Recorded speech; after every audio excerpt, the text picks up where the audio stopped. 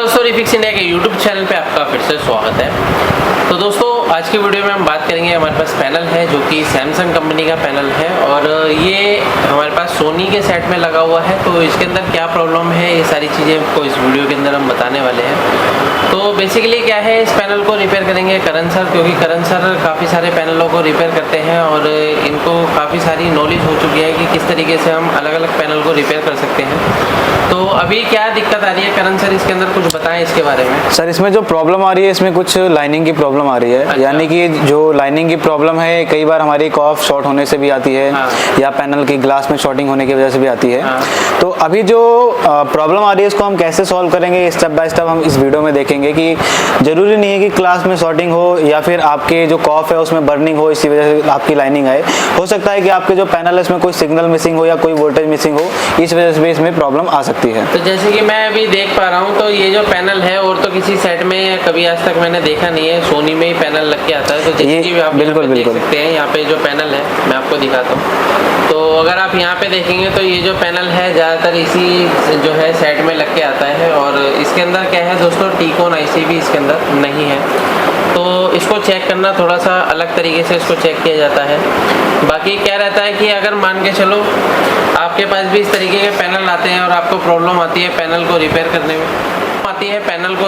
में, और पैनल को आपको रिपेयर करना सीखना है, ट्रेनिंग लेना है। क्योंकि क्या होता है, काफ़ी सारे टेक्नीशियन दूसरे टेक्नीशियन से काम कराते हैं जिससे कि उनकी अर्निंग प्रॉपर तरीके से नहीं हो पाती है। तो अभी क्या है कि करण सर हमारे जो है ट्रेनिंग लेते हैं, जो कि पैनल रिपेयर की ट्रेनिंग लेते हैं, जिसमें अलग अलग तरीके के पैनल रहते हैं। जीआईपी पैनल भी रहता है, नॉन जीआईपी पैनल भी रहता है, सीओजी पैनल भी रहता है। काफ़ी सारे पैनल सीओजी ऐसे आते हैं जिसके अंदर हाफ पिक्चर कंडीशन में आते हैं और गेट लाइन पे जो है जंपर नहीं लगा पाते हैं। तो वो सारे काम किस तरीके से करने हैं, आपको रिपेयर कैसे आपको अपने अर्निंग को बढ़ानी है, पैनल को रिपेयर के आप खुद भी पैनल को रिपेयर कर सकते हैं बहुत आसान तरीके से।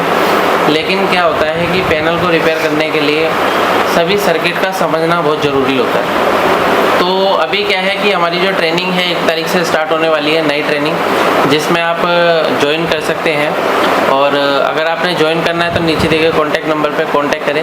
तो चलिए स्टार्ट करते हैं, देखते हैं इस सेट में क्या दिक्कत है। करण सर इस चीज़ को रिपेयर करेंगे और आपको हम दिखाते हैं किस तरीके से हम स्टेप बाय स्टेप इसको चेक करते हैं। तो सबसे पहले मैं आपको यहाँ पर दिखा देता हूँ कि इसके जो प्रॉब्लम आ रही है वो किस तरीके से हमें देखने के लिए मिल रही है। तो यहाँ पर मैंने सेट को ऑन करा और सेट को ऑन करने के बाद यहाँ पर अगर हम देखते हैं तो इसमें जो प्रॉब्लम हमें मिल रही है वो देख लेते हैं एक बार हमें किस तरीके से मिल रही है। तो यहाँ पर आप देख सकते हैं हमारा जो सेट है ये ऑन हो चुका है और इसमें जो प्रॉब्लम है यहाँ पर देखोगे तो आपको कुछ यहाँ पर बारीक बारीक यहाँ पर लाइनिंग देखने के लिए मिलेगी। यानी कि ये जो पैनल है, इस पैनल में कोई भी पिक्चर यहाँ पर नहीं बन रही है और इसमें यहाँ पर हमें ओनली लाइनिंग देखने के लिए मिलती है। और यहाँ पर हम एक बार इसको फिर से वापस बंद करके ऑन करते हैं।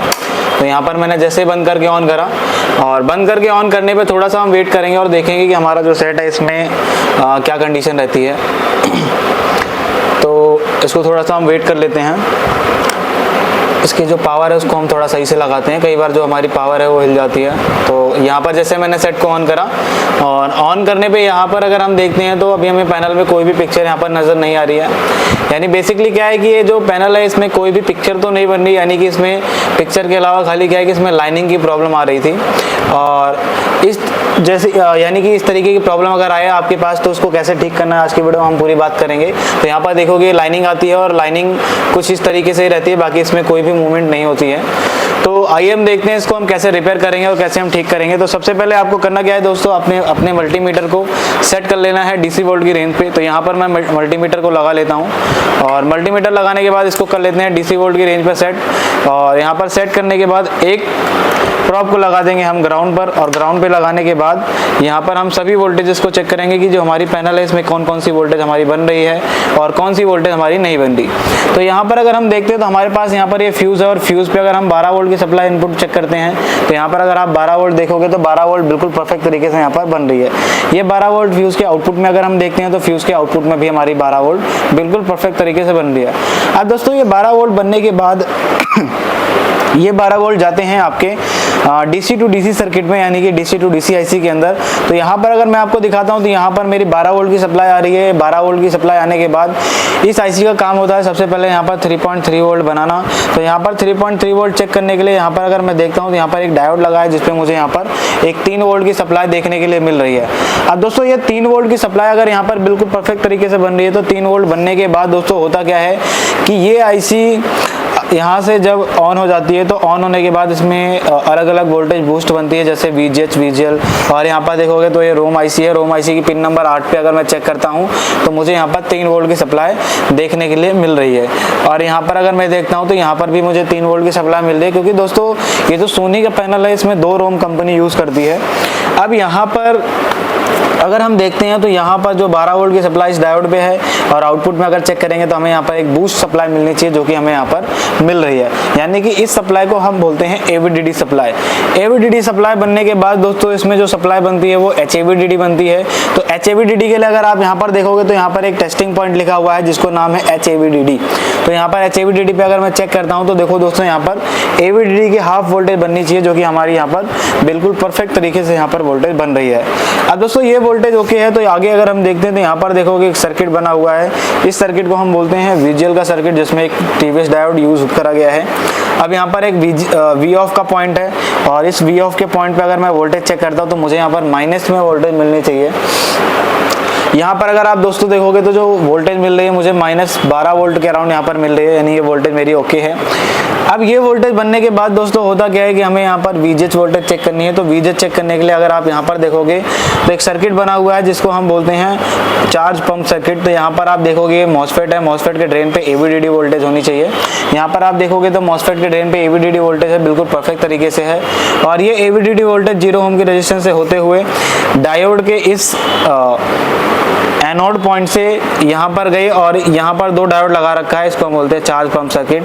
और यहाँ पर एक PF है। PF पे यहाँ पर पॉजिटिव फ्रीक्वेंसी हो रही है 12 वोल्ट के साथ में। अब ये जैसे पॉजिटिव ड्राइव होगी तो यहाँ पर जो वोल्टेज है वो बूस्ट हो जाएगी। और बूस्ट वोल्टेज अगर मैं यहाँ पर आपको दिखाता हूँ तो हमारी जो VGH वोल्टेज बन रही है वो हमारी यहाँ पर 27 वोल्ट के अराउंड यहाँ पर VGH वोल्टेज बन रही है। और यहाँ पर V ऑन का पॉइंट है। इस V ऑन के पॉइंट पे चेक करता हूँ तो मुझे यहाँ जो वोल्टेज मिल रही है 27 वोल्टेज बिल्कुल परफेक्ट तरीके से मिल रही है। यानी दोस्तों अभी इसमें जो वोल्टेज है वो सारी वोल्टेज हमारे इस टीकोन के अंदर बन रही है। और अगर सभी वोल्टेज बन रही है और इस तरीके की प्रॉब्लम आ रही है तो हमें यहाँ पर दोस्तों जो चेक करने की ज़रूरत होती है, कुछ सिग्नल होते हैं जैसा कि हमारे जो इस IC से निकलते हैं जो हमारी पैनल के लिए जाते हैं। तो जैसा कि आप यहाँ पर देखोगे तो यहाँ पर कुछ सिग्नल लिखे हुए हैं। जैसे यहाँ पर आप थोड़ा सा मैं आपको जूम करके दिखाता हूँ तो यहाँ पर आप देखोगे CKB1, CKB2 और STV, BP और AVDD वोल्टेज वगैरह यहाँ पर हैं। तो यहाँ पर इन सिग्नल को अगर हम चेक करते हैं तो जैसे हम यहाँ पर सबसे पहले CKB1 चेक करते हैं तो यहाँ पर CKB1 पे जो हमारी वोल्टेज है ये 7 वोल्ट की बिल्कुल ओके है, यानी कि यहाँ पर 8 वोल्ट 7 वोल्ट ऐसे रहते हैं। अब यहाँ पर अगर मैं देखता हूँ तो यहाँ पर आप देखोगे CKB2 पे भी मुझे 7 वोल्टेज मिल रहे हैं। CKB3 पे अगर मैं देखता हूँ, सॉरी CKB-B1 पे अगर मैं देखता हूँ तो यहाँ पर CKB-B1 पे भी मुझे 7 वोल्टेज मिल रहे हैं, यानी ये ओके है। और यहाँ पर CKB-B2 पे अगर मैं चेक करता हूँ तो CKB-B2 पे भी मुझे यहाँ पर 7 वोल्टेज मिल रहे हैं, यानी जो CKB की लाइन है वो तो बिल्कुल ओके है। और आगे यहाँ पर मैं चेक करता हूँ STVP पे अगर मैं चेक करता हूँ तो मुझे यहाँ पर जो वोल्टेज मिल रही है दोस्तों, ये जो वोल्टेज है ये यहाँ पर वेरिएशन कर रही है, यानी कि ये बिल्कुल ओके नहीं है। कभी 3 वोल्टेज हो रहे हैं, कभी 2 वोल्टेज हो रहे हैं। ये जो वोल्टेज है ये यहाँ पर बिल्कुल स्टेबल होनी चाहिए। और आगे अगर हम चेक करते हैं यहाँ पर AVDD वोल्टेज, तो AVDD वोल्टेज अगर आप देखोगे तो यहाँ पर बिल्कुल परफेक्ट तरीके से है।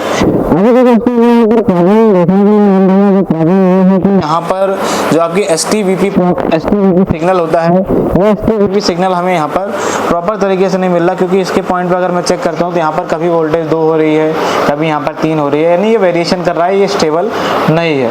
तो यहाँ पर अगर मैं इसको चेक करता हूँ, यानी सेट को बंद करते हुए जो हमारी पिन है ये कहाँ से आ रही है, तो इसको चेक करने के लिए हम क्या करेंगे, सबसे पहले यहाँ से सर्किट को ऑफ करेंगे और ऑफ करने के बाद मीटर को रखेंगे मल्टीमीटर पर। ओके, कंटिन्यूटी पे रखने के बाद यहाँ से हम चेक करेंगे इसको बीप रेंज पे, तो इसको हम लगा लेंगे बीप रेंज पर। और बीप रेंज पे लगाने के बाद हम चेक करेंगे कि हमारी जो ये एसटीबी पॉइंट है, ये एसटीबी पॉइंट कहाँ से आ रहा है। तो एक पॉइंट हमने यहाँ पर रख लिया और यहाँ पर चेक करते हैं कि ये पॉइंट हमारा कहाँ से हमें देखने के लिए मिलता है। क्योंकि दोस्तों जब भी ये एसटीबी पॉइंट का आपको पता रहेगा तो उससे क्या होगा कि आपको कंफर्म हो जाएगा भाई ये सिग्नल कहाँ से आ रहा है। अगर नहीं आ रहा तो हम अलग से देख सकते हैं, नहीं देख सकते। तो यहाँ पर आपको सारी चीज़ें चेक करनी है कि कहाँ से ये सिग्नल हमें देखने के लिए मिल रहा है। तो उसको हम बिल्कुल प्रॉपर तरीके से देखते हैं, यानी कि ये जो सिग्नल है, ये सिग्नल हमें यहाँ पर कहीं भी देखने के लिए नहीं मिल रहा, यानी कि इस सिग्नल को बिल्कुल प्रॉपर तरीके से देखना है दोस्तों। तो यहाँ पर अगर मैं देखता हूँ तो यहाँ पर मुझे एक रेजिस्टेंस से ये सिग्नल देखने के लिए मिल रहा है, और अगर मैं इस रेजिस्टेंस के आउटपुट से देखता हूँ तो मुझे जो है ये सिग्नल आउटपुट से देखने के लिए नहीं मिल रहा है। अब दोस्तों यहाँ पर क्या है कि हो सकता है कि ये जो रेजिस्टेंस है आपकी ये ओपन हो गई है। तो एक बार मैं इसको रेजिस्टेंस को 0 ओम की रेजिस्टेंस है, आप यहाँ पर अगर देखोगे तो मैं इसको अगर मैं आपको चेक करा के दिखाता हूँ, तो चेक कराने के लिए मैं यहाँ पर अगर लगाता हूँ मीटर, तो आप यहाँ पर देखोगे तो ये जो रेजिस्टेंस है यहाँ पर मुझे कोई भी वैल्यू शो नहीं कर रही है। अब दोस्तों अगर इस तरीके की कंडीशन आती है तो हमें उस कंडीशन में क्या है कि यहाँ से एक जंपर लेना पड़ेगा, और जंपर के द्वारा हमें यहाँ पर एक एसटीबी वीपी पे यहाँ पर एक हमें जंपर लगाना पड़ेगा, और उस जंपर से हमें कंफर्म होगा कि भाई जो प्रॉब्लम है वो इसी सिग्नल के मिसिंग होने से है या प्रॉब्लम और भी है। तो यहाँ पर हम सबसे पहले एक जंपर लगाएंगे, और जंपर लगाने के बाद हम देखेंगे कि हमारे जो पैनल है उसकी क्या कंडीशन रहती है। तो यहाँ पर हम जंपर लगा लेते हैं। जंपर लगाने के लिए दोस्तों आपके पास कुछ इस तरीके से एक जंपर वायर होनी चाहिए, आप इसका भी यूज़ कर सकते हो। तो यहाँ पर इसको हम बिल्कुल परफेक्ट तरीके से जंपर लगाएंगे, और जंपर को जब भी आप लगाओ दोस्तों ये फिनिशिंग से लगना चाहिए। ऐसा ना हो कि जंपर आप कहीं और लगा रहे हो और जुड़ कहीं और रहा है, तो उससे क्या है कि आपका जो काम है वो ख़राब हो जाता है, और काम वो बिल्कुल परफेक्ट तरीके से नहीं होता। क्योंकि जो आपको काम करना है दोस्तों वो बिल्कुल प्रोफेशनल काम करना है। ऐसा ना हो कि जो आपने काम करा वो वापस रिटर्न आ रहा है, तो उसमें क्या है कि जो कस्टमर है वो थोड़ा सा सेटिस्फाई नहीं होता। जब कस्टमर सेटिस्फाई नहीं होगा तो दोस्तों क्या है कि इससे आपका नाम खराब हो सकता है। अब यहाँ पर जैसे मैंने इसको थोड़ा सा यहाँ पर पेस्ट लिया है, और पेस्ट लेने के बाद मैं इसको यहाँ पर थोड़ा सा यहाँ पर लगा लेता हूँ रेजिस्टेंस पे, और रेजिस्टेंस पे लगाने के बाद एक थोड़ा सा पेस्ट यहाँ पर लगा लेंगे हम, थोड़ा सा और ले लेते हैं पेस्ट।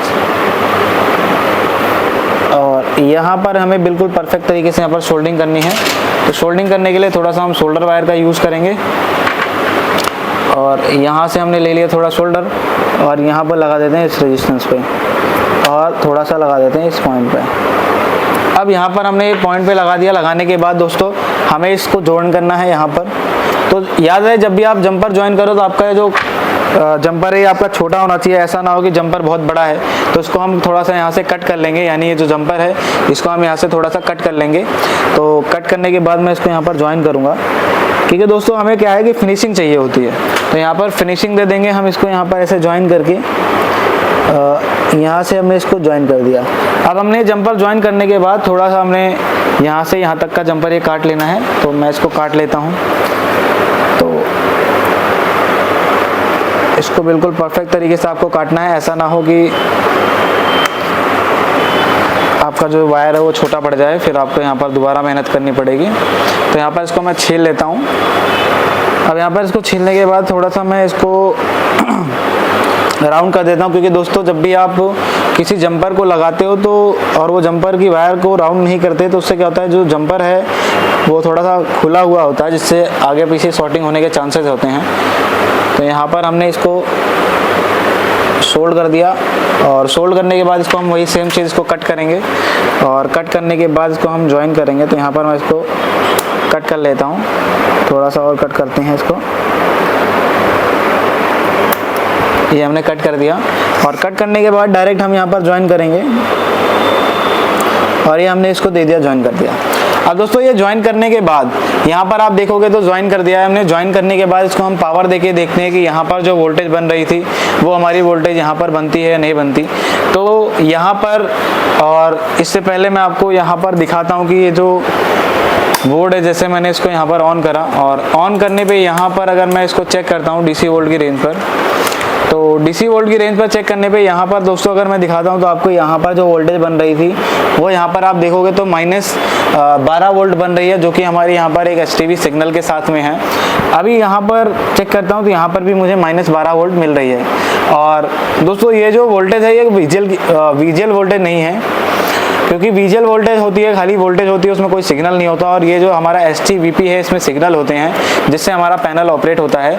तो यहाँ पर जैसे ही मैंने ये सिग्नल को एक डायरेक्ट जंपर से दिया और जंपर देने के बाद यहाँ पर मैं अगर पैनल की कंडीशन चेक करता हूँ तो पैनल की कंडीशन अगर मैं देखूँगा तो ऑन करने पर यहाँ पर देखता हूँ कि मेरे जो पैनल है इसकी क्या कंडीशन रहती है। तो थोड़ा सा हम वेट करेंगे और देखते हैं कि ये ऑन होता है नहीं होता, यानी कि हम इसको एक बार यहाँ से बंद करके ऑन कर लेते हैं।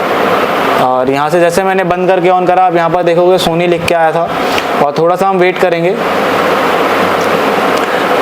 थोड़ा सा वेट करने पे दोस्तों हम देखेंगे तो यहाँ पर अगर आप देखोगे तो हमारे यहाँ पर फंक्शन चल रहे हैं। और इसको मैं आपको अगर दिखाऊं, थोड़ा सा मैं यहाँ पर थोड़ा सा बटन वगैरह प्रेस करके दिखाऊं तो यहाँ पर आप देखोगे, यहाँ पर आप अगर आप देखोगे तो इसका मेन्यू खुल चुका है। यानी ये जो पैनल है दोस्तों ये बिल्कुल परफेक्ट तरीके से हमारा ओके हो चुका है। तो दोस्तों इस तरीके से आप भी किसी भी पैनल को आसान तरीके से रिपेयर कर सकते हो। अगर आपको वीडियो पसंद आई हो तो वीडियो को लाइक करें, शेयर करें और चैनल को सब्सक्राइब जरूर करें। अगर आपको अपनी नॉलेज को बढ़ाना है तो आप नीचे दिए गए कॉन्टैक्ट नंबर पर कॉन्टैक्ट करें।